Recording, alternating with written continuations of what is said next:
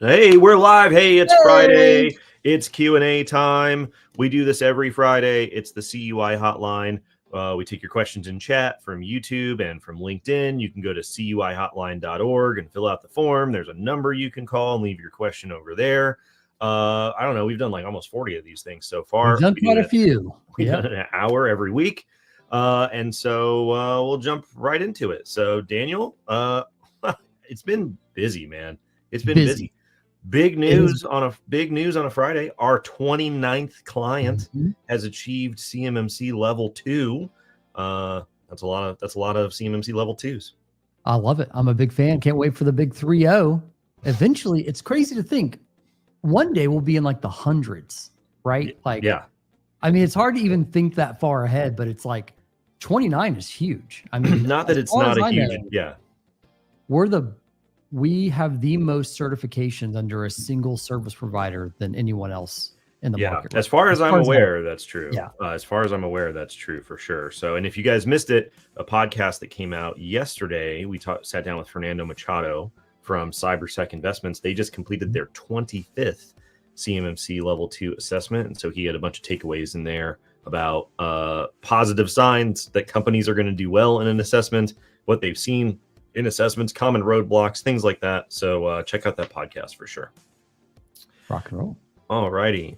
Daniel, you sit on a lot of phone calls, man. I sit on as many of your calls as I possibly can to get a vibe of what's going on out there.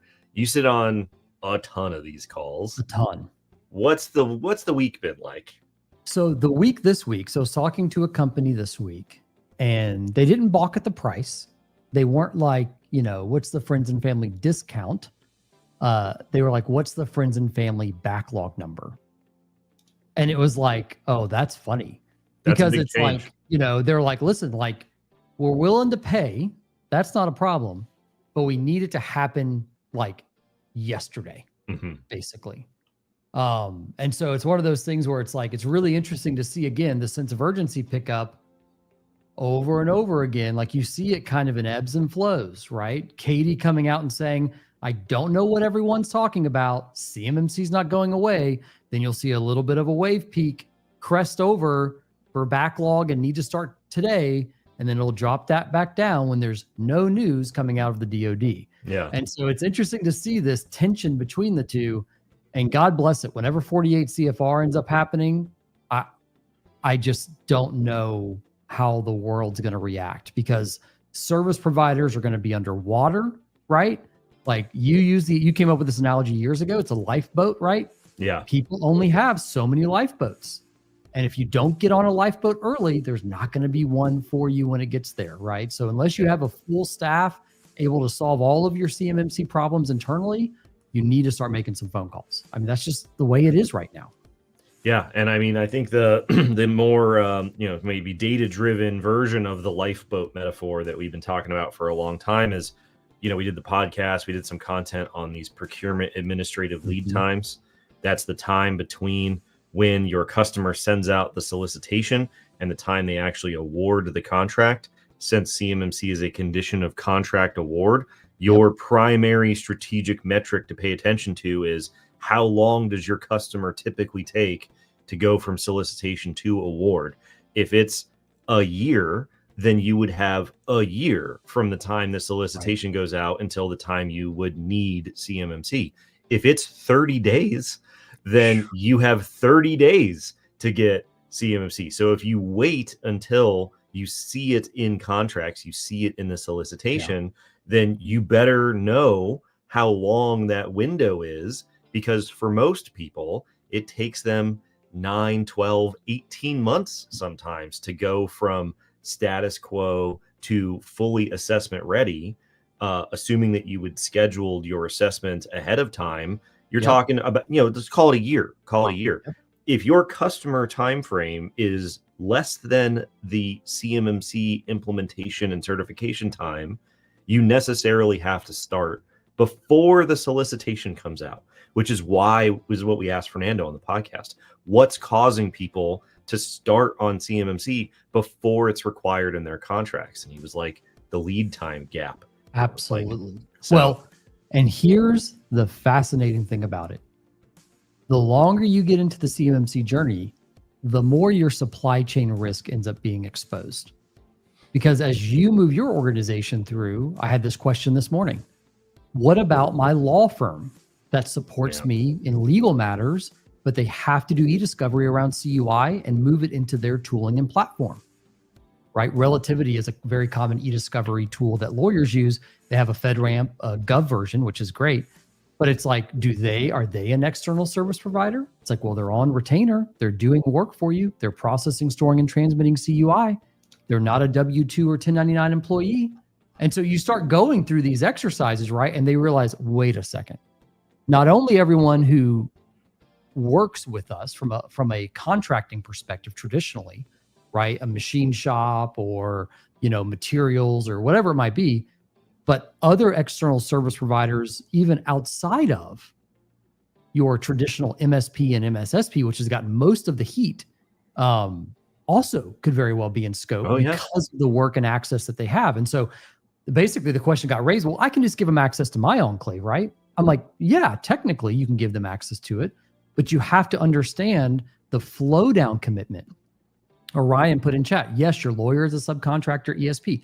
So when you start looking at this, you have to not only look at your supply chain risk from a material to execute the contract, but any external supports of that contract, like legal, outside counsel. So anyways, very interesting stuff. That all was derived from another call this morning where you kind of feel like you're ruining people's days, right? Because when you start going down the list, they're like, wait, like, oh, I use outside counsel. Okay. Yeah.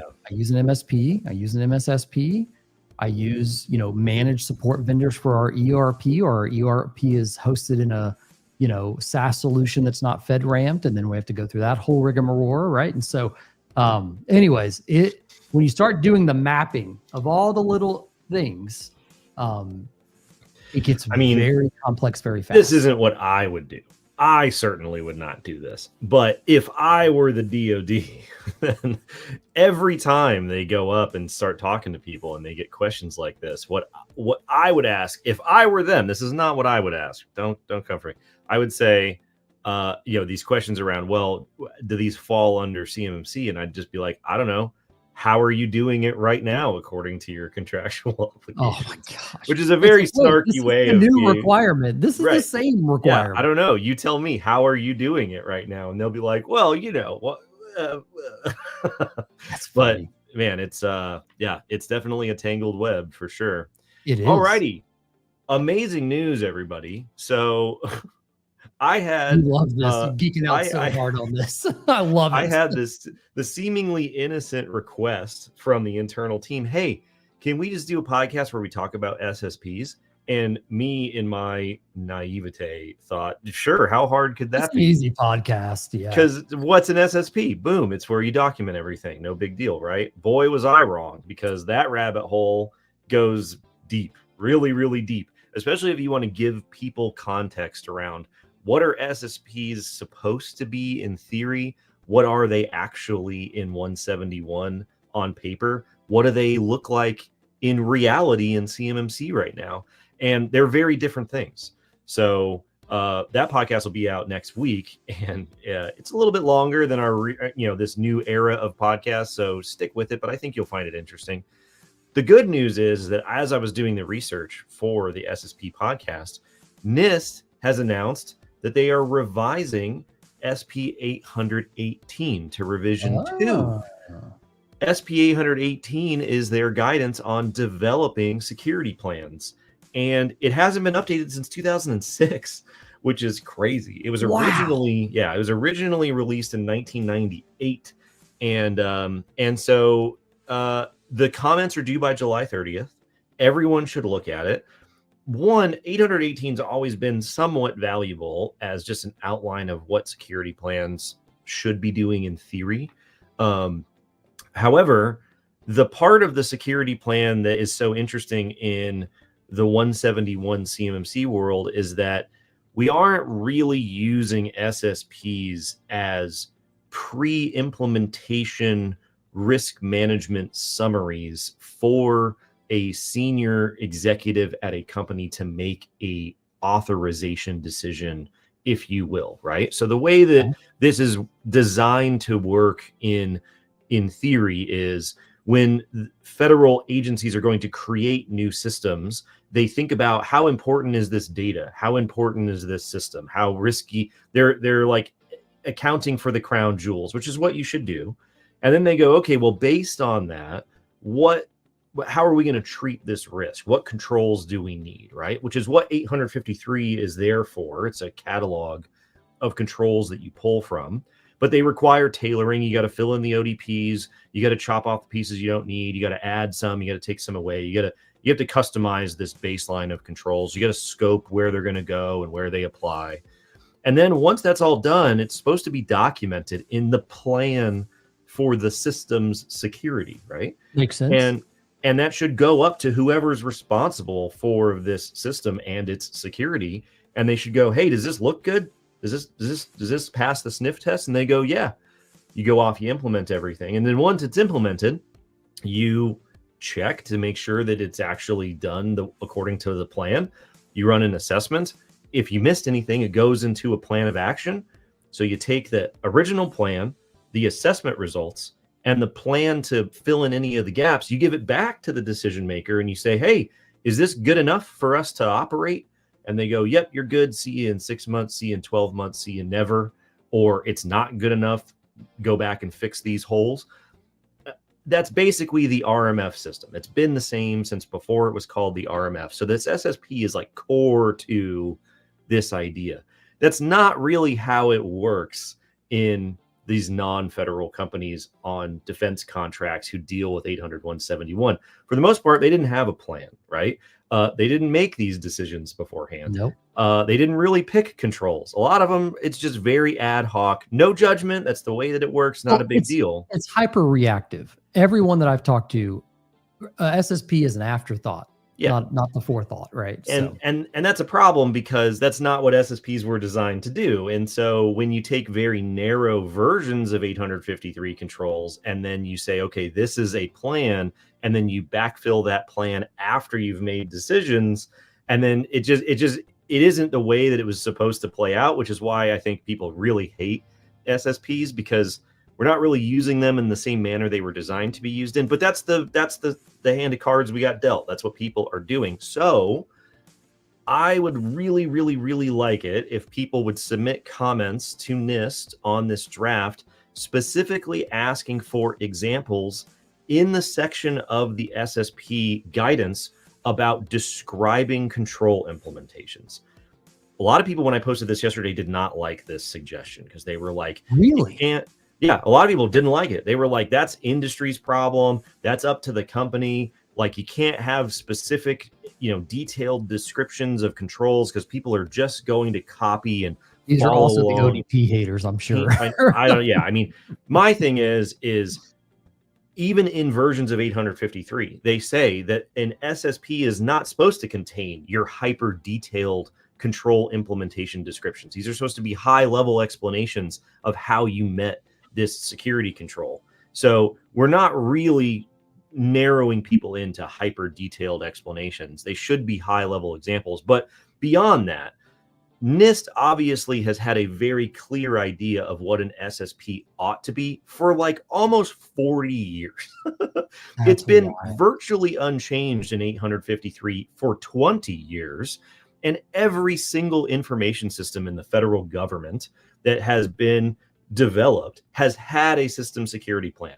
So there are examples of how different people, different organizations, different agencies, different contexts, different technologies have tried to make SSPs work. I would love it if NIST would go out and do some sort of survey or analysis and be like, what worked for you? What didn't work for you? Right? Like we've run this 40-year-long experiment and we don't know what people are doing. Like, there's no tangible examples of good or bad or mediocre SSPs anywhere, really. And it would be very helpful to people who have to now do SSPs to kind of see what worked, even if it's older versions. Like, give me an SSP. Yeah, give me an SSP for a Windows XP system. Give me an Yeah. SSP for something from 20 years ago, right? Redact it, do whatever. Just give me something other than in 818 and the NIST SSP template that just says control implementation. Do a good job. And you're like, that doesn't help anybody. So I think that it would be valuable. I think it would be very interesting. I think it would be very helpful. Obviously, the status quo of what we have right now doesn't really help people develop SSPs. So anything would probably help a little bit. I don't know. You might disagree, but comments are due by July 30th. And nobody at NIST really made a big deal out of this. I think it's a huge deal that they're revising it. It's a big opportunity. So people should check it out. So to add a little comedy to this, do you know what the #1 Billboard song was in 2006 when Rev 1 of this was released? #1 Billboard song. Let's see. The #1 Billboard song, when what month was it originally published? Does it say? This is just the year. This is The just year. The year. What was the 2006 #1 Billboard song the year when I this graduated high SSP school? publication came out? I'm gonna say the year I graduated high school. The #1 Billboard song was something from the Black Eyed Peas. What is Bad Day by Daniel Powder? So you had a bad day. What? And the first release of the SSP publication from NIST. Yeah, no, no idea. Let's see. I've never heard of that at all. Let's see here. So Orion said it should be a plan and very light on details. The plan should include the who and the what. The how should be in policy, procedures, supporting documents. Listen, there's a lot of ways that you can chop these things up, right? But I would just say that, like the evolution of 853, like guidance on SSPs, this cult of we must have as flexible, outcome-oriented requirements as possible has left us in a position where the requirements don't say anything. They say, have a plan that describes everything. There's no recommended format. There's no examples. There's no minimum requirements. There's no nothing. And so a lot of people on LinkedIn were like, people are just going to copy exactly what you put out. And I'm like, that's what they're doing already. When we talked to Fernando on the podcast, the current best practice in the CMMC ecosystem is that your SSP matches all of the assessment criteria in 800-171A.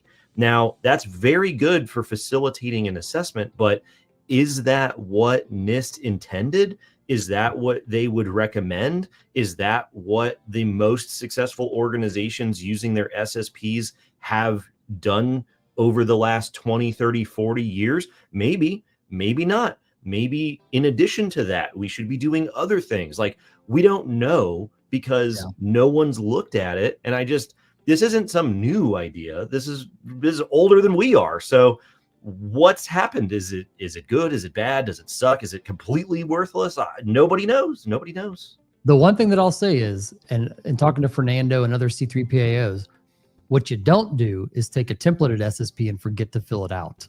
I've heard so many assessors basically saying, yeah, they downloaded a template from FutureFeed, Compliance Forge, you name it, right? And they forgot to fill out the templated bracketed parts of it. And when they were going through phase 1 of their assessment, Fernando or whoever has to raise their hand and say, hey guys, this isn't actually filled out, So SSPs do not come pre-built. And if you're sold one, it's probably not in good standing. So yeah. So Orion said FedRAMP experienced mission creep and the SSP became a giant document that served as the single source of truth rather than a plan and roadmap. Yeah. I'm sure that's what a lot of people have seen. And this is my thing is it's like, hey, NIST, is that what you wanted to happen? Like, was that the original intent? If that wasn't the intent, is that the way that is that the best that we can do?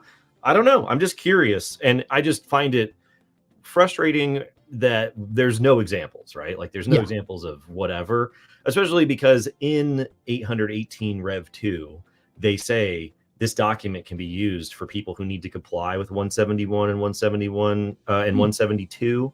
And like we talked about with Ron Ross, like we talked about whatever, listen, I get it, right? This was intended to be for very smart engineering teams in very well-established and resourced cybersecurity programs with people who were bought in and value these things with risk-based approaches and this whole methodology. But that ain't what happens if defense contractors. But it still involves the data that NIST is responsible for developing standards to protect, which means you need to pivot and evolve the guidance to fit that problem. So do we need to go east in order to go west? I don't know. But a lot of people engaged with the post yesterday. The comments are free to submit. So if you'd like to see something in the guidance, then submit them by July 30th. There you go. Let's see here.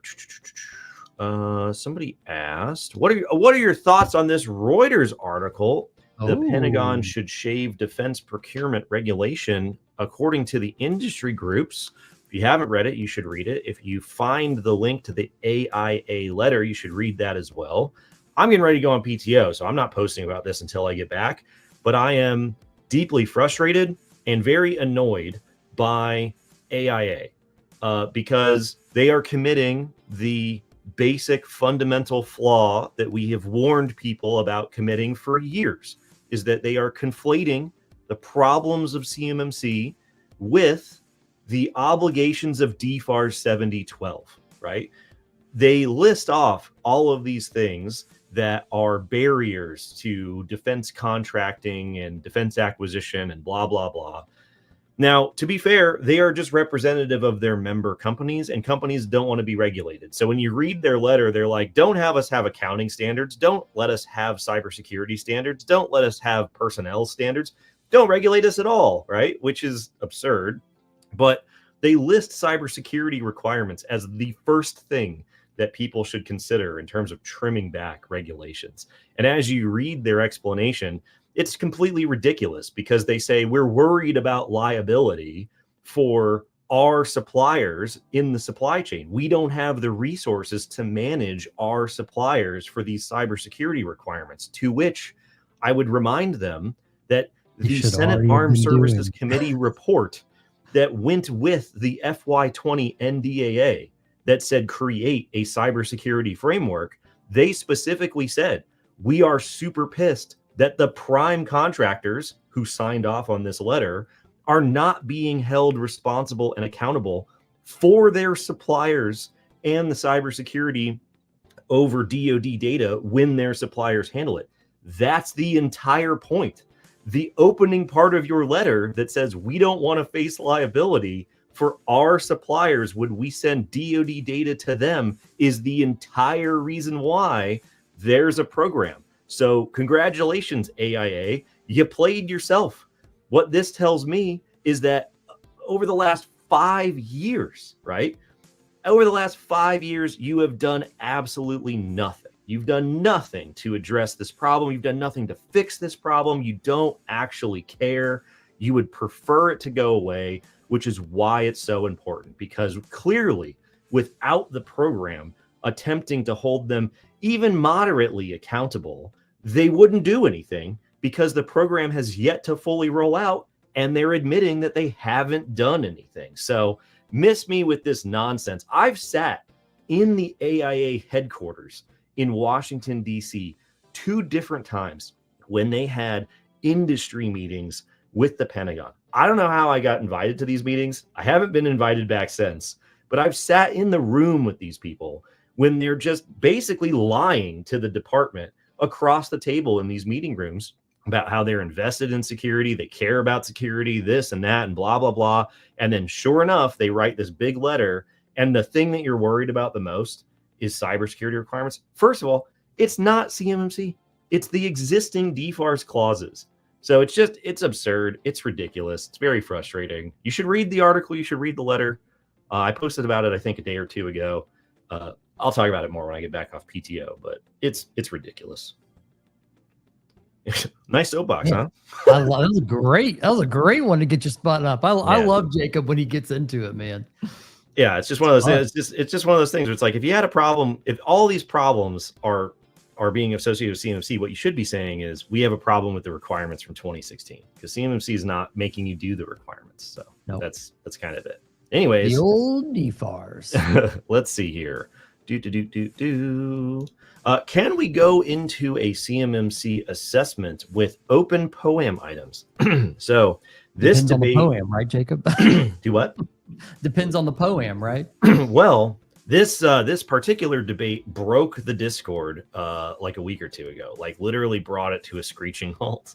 So here's the deal. Theoretically, There is no specific policy line item anywhere that says you cannot go into a CMMC assessment if you have an open POAM item. There's no restriction. There is no explicit restriction that says if you have open POAM items, you can't do an assessment. However, right, you talk to Fernando, you talk to any of these other people, your likelihood of making it through pre-assessment review in phase 1 of a CMMC assessment is essentially 0, right? Because it's just not going to work, right? That being said, there are only a small number of requirements that are allowed to be on a POAM at the result of the end of a CMMC assessment. It's a handful of the 1-point value security requirements. So if you're clearly missing a 5-point requirement like MFA or something like that, then you're just not going to qualify for the assessment. Theoretically, you could. Practically, you're not going to be able to.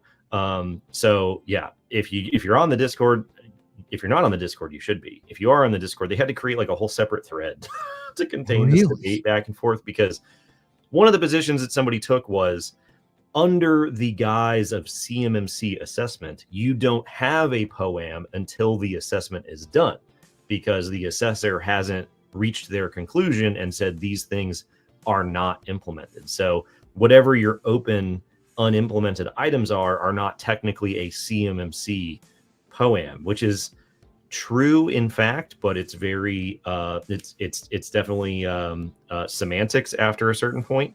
There is no explicit policy prohibiting it, but you're not going to be able to do it, right? This is sort of like, are we going to be able to self-assess? The option to be able to self-assess is a thing that exists. It will not exist for you in reality. So let's see here.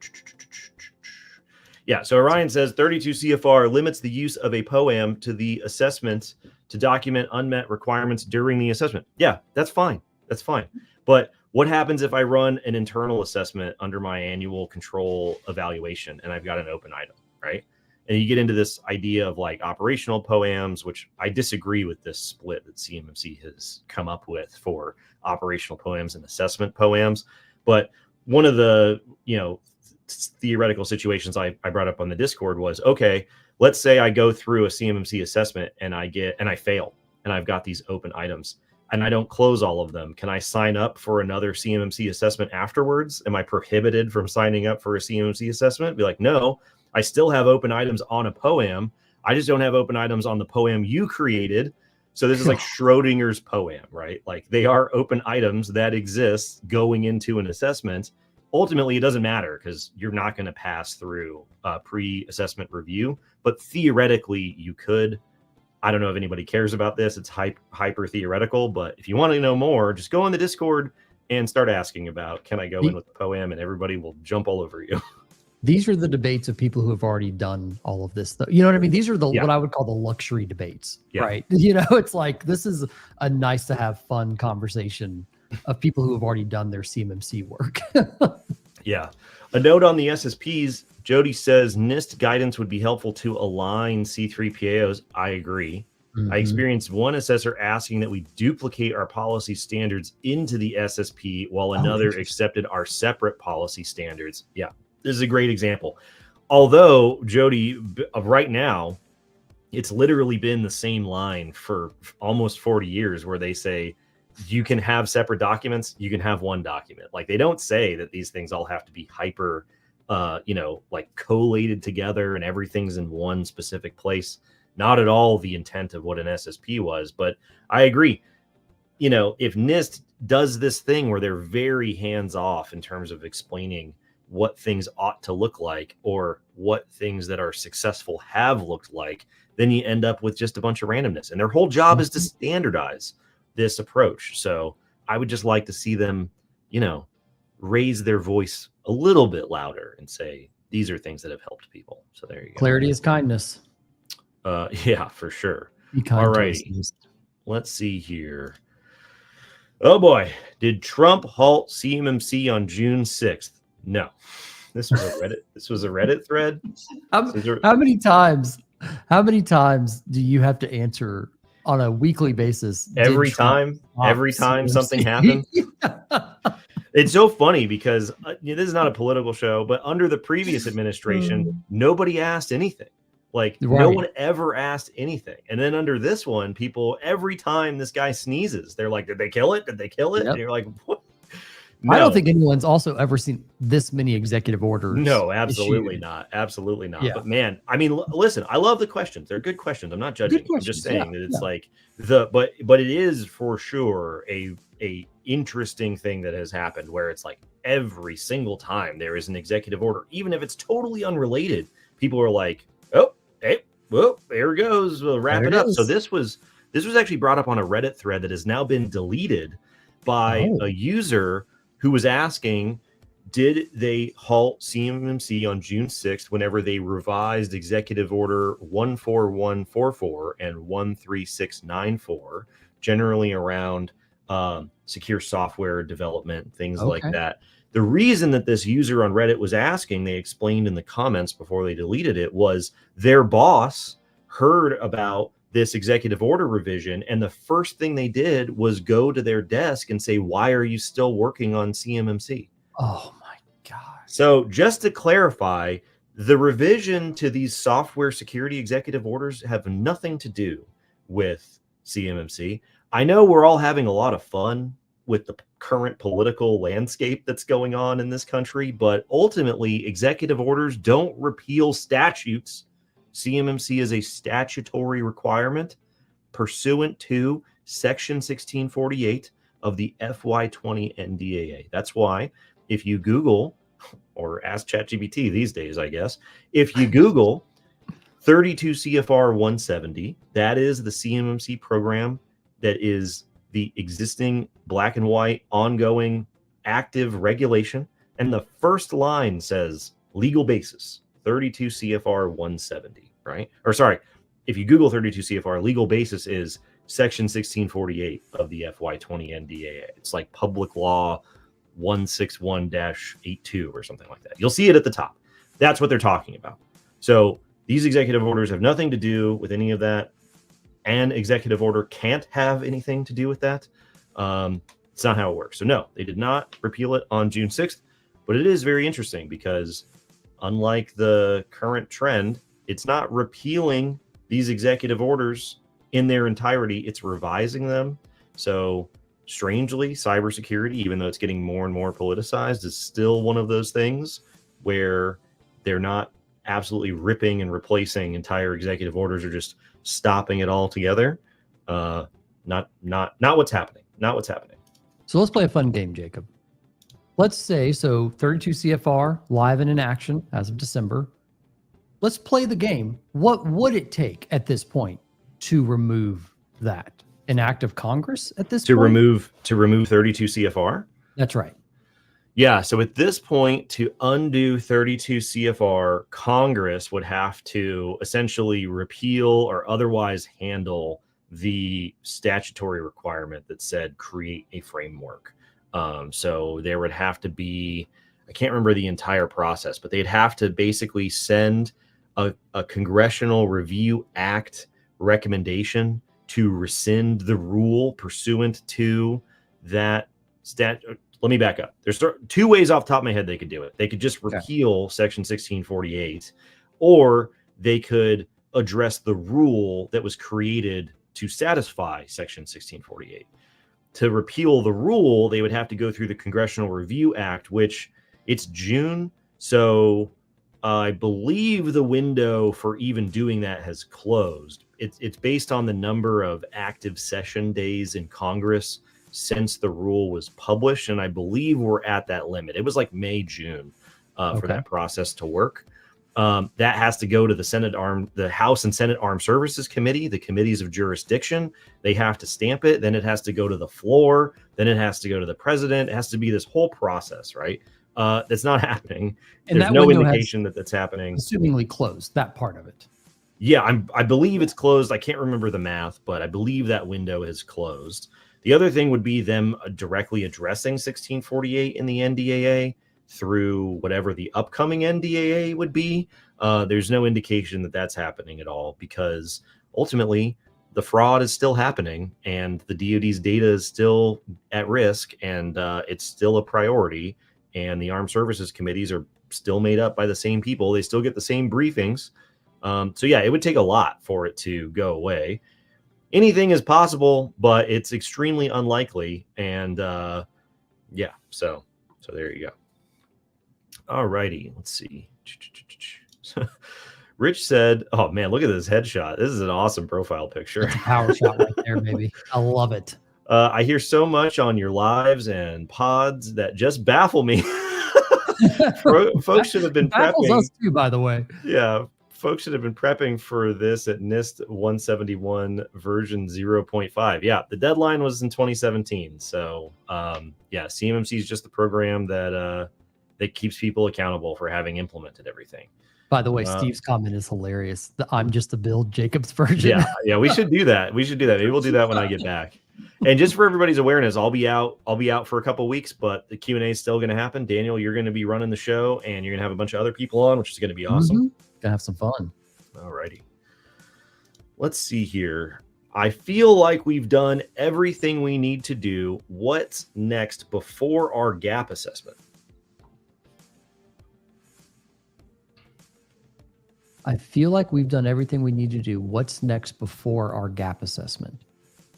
I guess we could say, what do people typically, let me see here. I guess the question could be, what do people typically need to do before their gap assessment in your experience? The collection of FIPS validated certificates. Okay. That's usually commonly overlooked.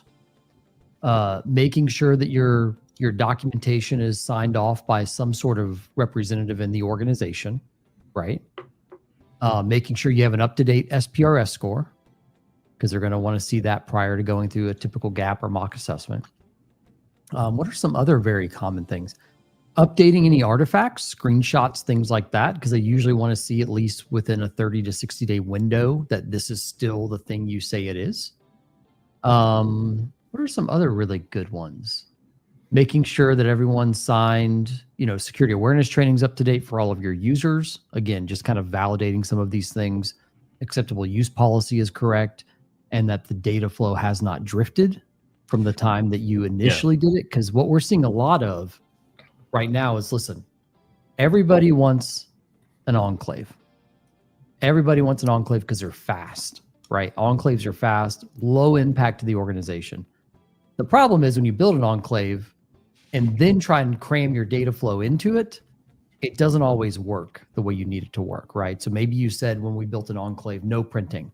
And then all of a sudden the BD team and the engineering team and you name it's banging on your door saying, I have to print this for QA, right? I've got to stick it on a workbench so somebody can validate that this is done correctly. And so one of those things is like, make sure that your scope is still the same scope as when you started. I know that sounds crazy, but things drift without people being aware that the actual data flow now has more assets in scope than when you actually started the process. Let's see here. Caleb, Summit 7's very own Caleb Whitey says gap assessment. Lead assessor, by the way. Yeah, should inform you of what else needs to be done. Yeah, that's the benefit of doing the gap assessment, right? Is you're learning ahead of time what's going on. You're turning your paper in early to get the marks back. That way you can fix it and then submit it. Anybody else do that? Anybody else do that in school? Do you turn your stuff in early? It's an easy way to get an A. They'll tell you what to fix. So yeah, that's a good point, Caleb, for sure. Let's see here. Non-Windows patch management in GCC High. GCC High, E3, E5 security, 20-ish devices, all are hybrid joined to Entra, managed with Intune and some local GPOs that we're slowly moving away from. So non-Windows patch management in GCC High. So this is where it gets fun. So non-Windows based patch management, third-party application patch management. Qualys has a patch management engine. A lot of MSPs use RMM tools to be able to check that box, right? So they have a built-in patching engine, usually in the remote monitoring and management platform. So Kaseya, ConnectWise, Ninja, there's several of them out there, SolarWinds, et cetera, et cetera. So that would be the biggest one, I think. Because if they're hybrid join, you could also use something like Chocolatey if you're Intune enrolled, which is also a patch management tool set, integrates with Intune too. So there's several tools out there. The question is, make sure that it's just doing the patch management function. Make sure that it's not doing any extra functions past that could bring that in to scope as a CUI asset versus a security protection asset. Because you could have a little bit of drift there on some of the tools there. Let's see here. Somebody asked, are those UFOs in the background? Just curious. Yes, just the reflection of the studio lights on our rainy backdrop here, where it seems to be raining every Friday whenever it we is. Start. But tears of defense contractors was what it seemingly is, right? Yeah. If they were UFOs, then we'd have bigger problems on our hands for sure. Let's see here. Max says the biggest gap in the manufacturing supply chain is the special process companies. I agree. Yes. The plating, painting, heat treating companies, there are almost none seeking certification. Yeah, I mean, this has been a problem since I was working at the NIST MEP program back in the day. The data flows all the way down to these companies. The prime contractors, especially the ones who signed that freaking letter from AIA, by the way, in charge of the NADCAP type of setups over the supply chain, they know who these companies are. They make manufacturers use their approved special processors. So not only do they know who they are, they're forcing you to then send the data that they're ultimately responsible for protecting down to companies whom they know can't protect it, right? And then they have the gall to write a letter that says, oh, we don't have the resources to prevent this and we don't want to face liability. But like, hey, bro, you set this system up, right? I've talked to manufacturers out there who were like, yeah, I would rather send this data to someone else, but I literally have to send it to the approved special processor under NADCAP or whatever the arrangement is. And what are they supposed to do? They're now trapped between a rock and a hard place because their contractual requirement also says that if they flow this covered data further down the supply chain, that they need to send the protection requirements on it. And they're knowingly sending it to people who they know can't protect it because they're being forced to. So how's that going to play out? It's crazy, but I agree. You did a talk on this. Was it the MFG conference? Yeah, in February. Yeah, in February, it was talking about how I believe that manufacturers actually have a significant leg up when it comes to meeting these requirements if they have established quality systems, ISO 9001, AS 9100, because there's a significant overlap in terms of the management of dealing with special processors and the management of your cybersecurity requirements if you have an MSP. So I tell people a lot of times in manufacturing, think of these cybersecurity requirements or cybersecurity as a new type of special process. It's expensive. You're probably not doing it in-house. You're having to outsource it to a special processor, if you will, being your MSP. And so if you use your quality management system in terms of how you interface with special processors and you squint really hard, there's a lot of the same things you have to do to manage that relationship with your MSP and be successful, even though you're not doing the work yourself. It's just sort of a mental way of using stuff they're already good at to try to tackle this problem. But quality people and security people are not the same people. And for some reason, they just are waiting for someone to tell them that they have permission to see the overlap and relations between these two things in order to help. Some of the people that I've seen at manufacturing companies who are the best at managing the requirements in 800-171 are the quality managers, because you just sort of draw the lines and say, this is kind of like this is kind of like that. Think of it like a special process, and the light bulb goes off and they're like, yeah, I got it. Thanks. Don't need to talk to you, which is wonderful. That was basically what I did at the NIST MEP program for several years. Was we would walk in, they'd say, what's DFARS 7012? And I'd be like, where's your quality manager? You know, a couple of days later, they'd be like, all right, we got it. So we got it. We got it figured out. We're good. It's not a perfect, easy button, but it helps a lot. It makes it feel less foreign. And that's what you need if you're low on resources. It doesn't solve your resourcing problem, but it does make it easier to conceptualize, which is, knowing's half the battle. Was that G.I. Joe? Knowing's? Yeah. Sounds right. G.I. Joe. Let's see here. When will DoD start the phased rollout? Okay. The phased rollout begins when the 48 CFR CMMC final rule goes into effect. We have been predicting since the proposed rule came out in August of last year that it would be sometime between June and October of this year. Obviously, we're already in June. I think that we will see the 48 CFR CMMC final rule and the start of the phased rollout in October of 2025, based off of everything I currently know about the status of the rule. The reason why I think it will be October is that the next major milestone for the rulemaking process is for the final rule to leave DoD and go over to OIRA, the Office of Information and Regulatory Affairs under OMB, to do their standard regulatory review. You have to do this every time a rule is going to go up to be published as proposed or as final. That process can take 90 to 120 days, but you never know how long it's going to, or little time it's going to take. Based off of all that red tape that has to happen after that milestone, I think it's going to be October. It has to go over to OIRA sometime in mid-July to meet that October timeframe, which is why, as I posted this morning, I'm taking one for the team. I'm taking time off because the surest way to have a major rulemaking update happen is for me to be away from devices. Jacob on vacation. PTO Jacob. So the next big event is when it goes to OIRA. And once it goes to OIRA, we'll have a better idea of what that cone of uncertainty says. Based off of statements from DoD at Seek West and recent interviews and things like that, they've been saying that it's getting ready to go to OIRA any day. And so I'm going to say it's going to be October based off of what we know. It could go faster, it could go shorter, or it could go longer, like always. But based off what we currently have heard, I'm going to say October. Certainly won't be June or July.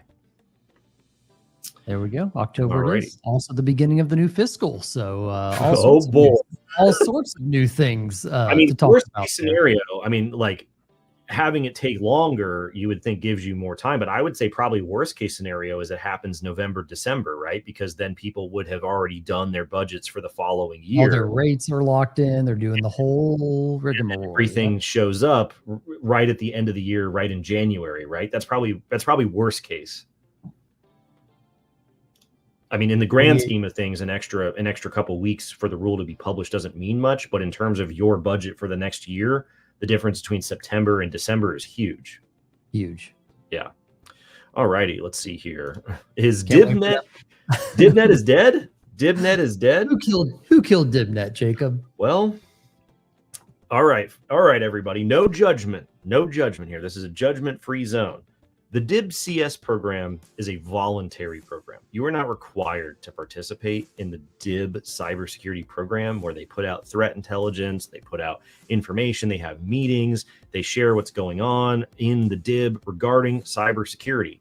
They published a final rule like 3 years ago, that opened it up for anyone in the DIB to participate. You no longer have to be a cleared defense contractor, and your MSP can participate in the DIBCS program. You can go to their VIPEX events, you can go to their TechX events, do all kinds of cool stuff, lots of great information.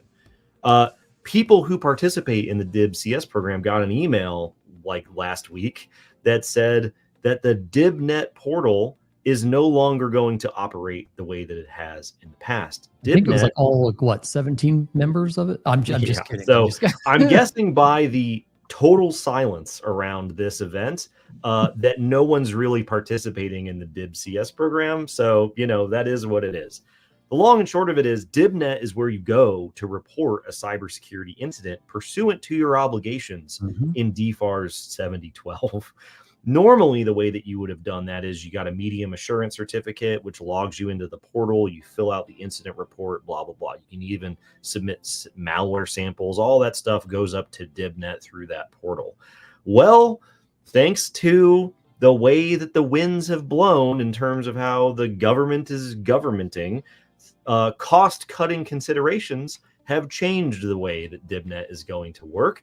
Now, your process for submitting a report is you go to the DIBNet website, fill out the form. You must download an XML file that it spits out and then send it to the DIBNet folks in order to report your incident. This is to comply with your obligations. Just to be clear, the ability for you to comply with your obligations is now worse than it was before because of cost-cutting concerns.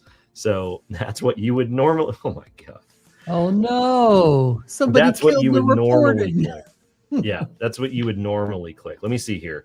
The email that went out said, "Valued DIB partner, we are writing to inform you of a change to the reporting process for all DIB cyber incidents reported in accordance with DFARS 252-204-7012.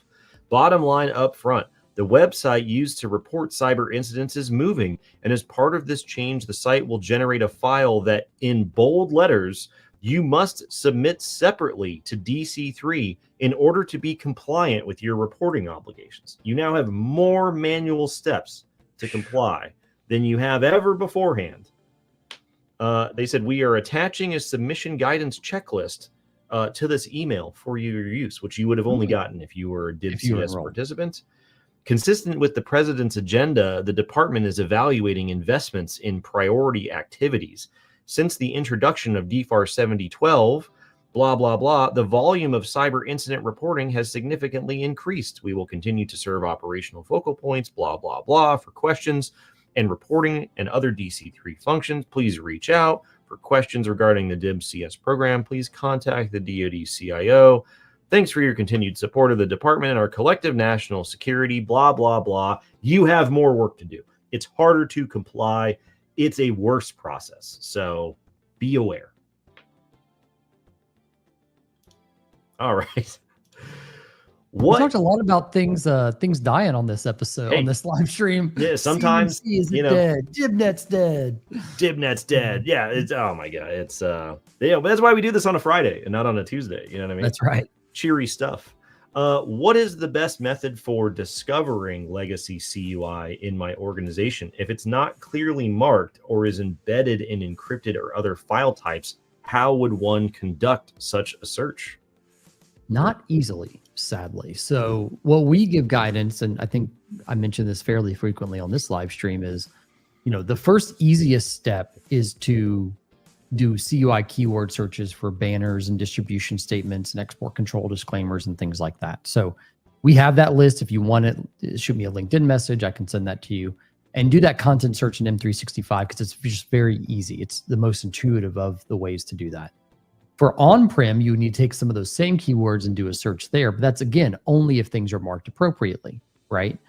So the gotcha with discovering legacy data, and this is hoping that you have this, is looking at your contract data requirements list, a CDRL, and try and map that along with deliverables that are considered things like CTI, for example, and then taking that information of, okay, these types of projects and this piece of that project would be considered CTI, and then going and manually searching for those files.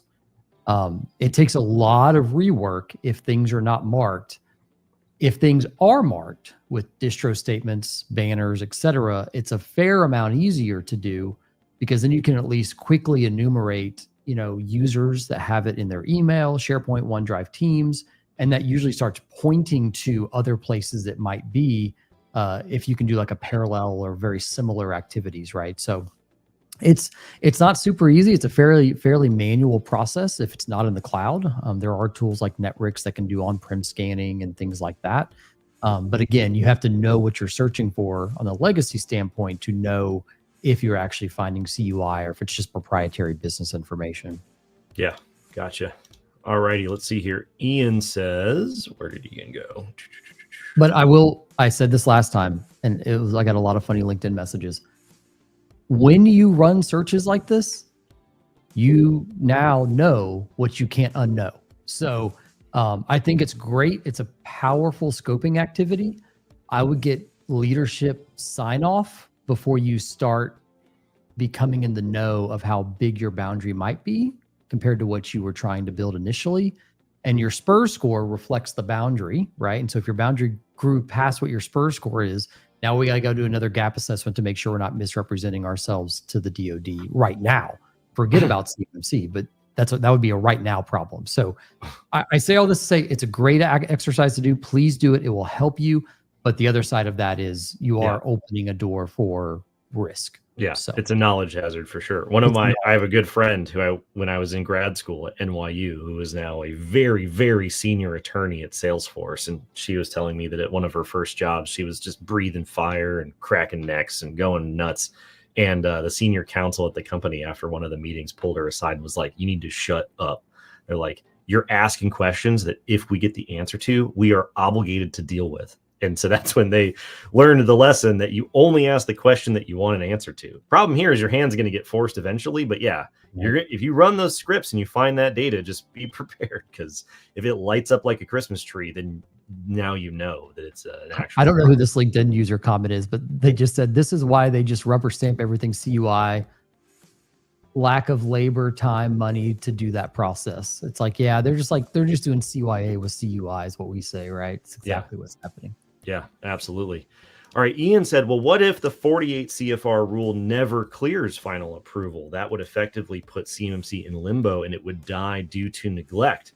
So in theory, if it never got through approval, it would just be stuck there. But that's not how that process works. Regulatory review by OMB is not designed for OMB to pass judgment on whether or not the rule should be happening, especially when these rules are being written pursuant to statutes that were passed by Congress.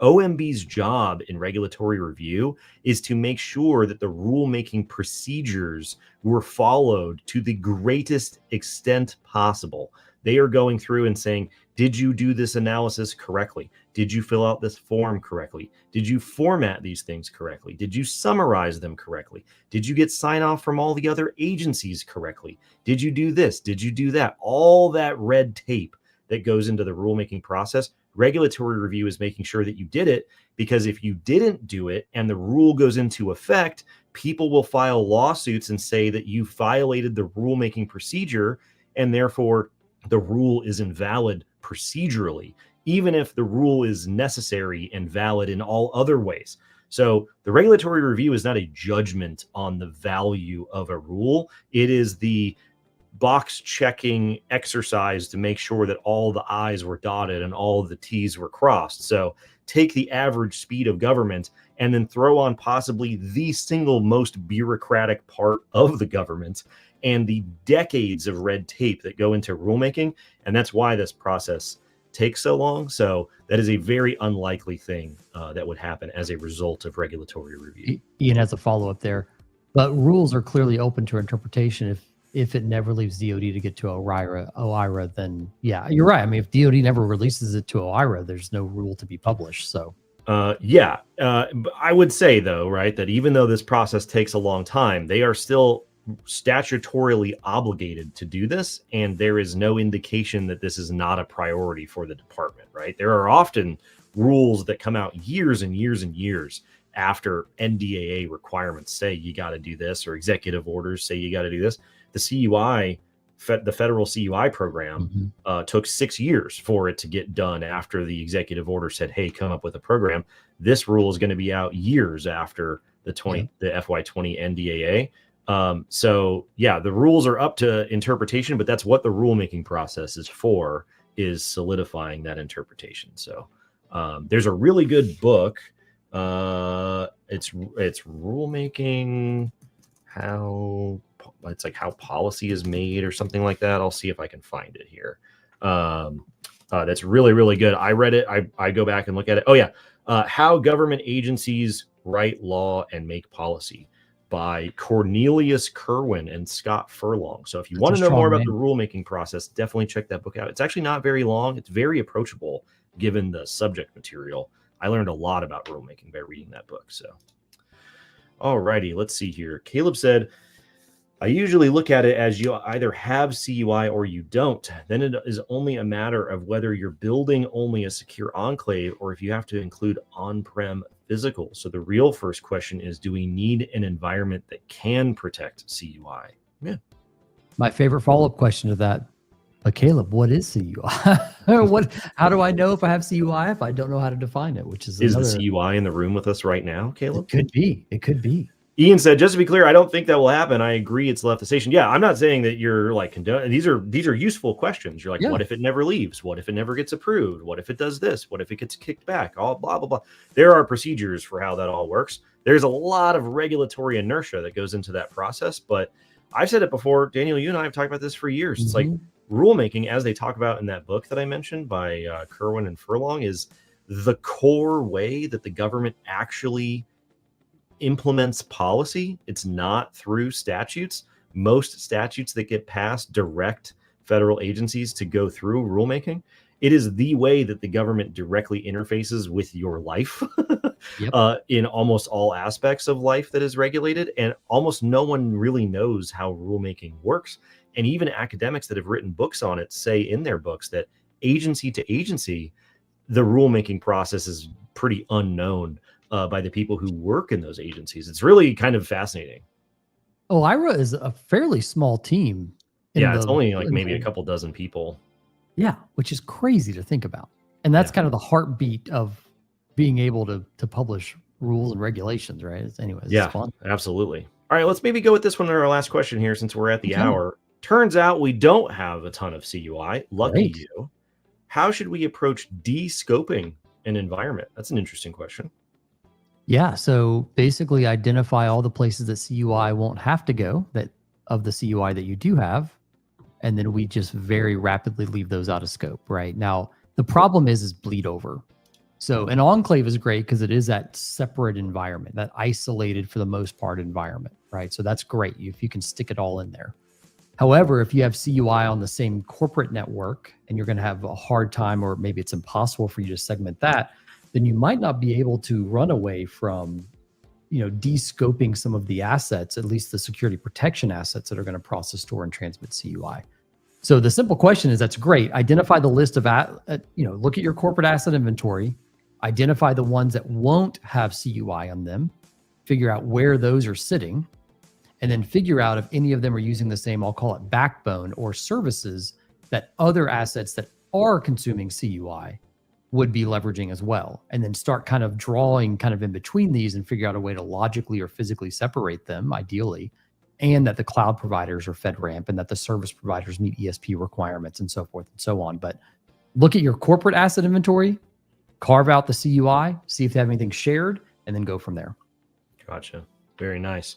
All righty, everybody. That's the hour. I'm going to be out until after 4th of July. So I'll see you guys in a couple of weeks. Daniel's still going to be running the show. Caleb, I think, is going to be stopping by. We're going to have other people. Caleb might get on here. We're going to have some technical resources on here. We're going to have a blast. Heck yeah. This should still be streaming on YouTube and on my LinkedIn page, all the normal places and stuff like that. So if you find this recording after it's done, feel free to add a comment or a question. It'll get queued up just like normal.